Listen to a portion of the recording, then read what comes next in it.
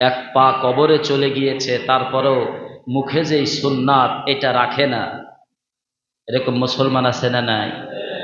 আবার কিছু মুসলমান আছে শুধু মিষ্টি খাওয়া সুন্নাত, আর দুপুরে খাওয়ার পরে ঘুমানো সুন্নাত, মেসওয়াক করা সুন্নাত, এই সুন্নাতগুলোর আমল করে। কিন্তু রসুল করিম সাল্লাল্লাহু আলাইহি ওয়াসাল্লাম আল্লাহর জমিনে আল্লাহর দ্বীনকে কায়েম করতে যে আল্লাহর জমিনে বাতিলকে হারিয়ে আল্লাহর জমিনে আল্লাহর দ্বীনকে প্রতিষ্ঠা করতে যাইয়া ওহিদের ময়দানে দান দান মোবারক শহীদ করেছিলেন, তায়েফের ময়দানে রক্ত ঝরিয়েছিলেন।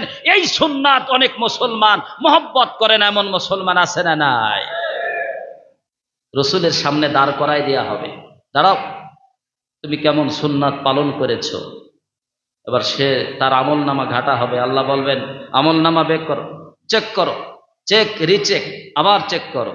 এবার দেখা হবে রাডারে তো এমনি ধরা পড়ে যাবে, হুজুর আল্লাহ এর আমল নামায় সুন্নাত পাওয়া গেছে। বলছে কয় প্রকারের সুন্নাত পাওয়া গেছে?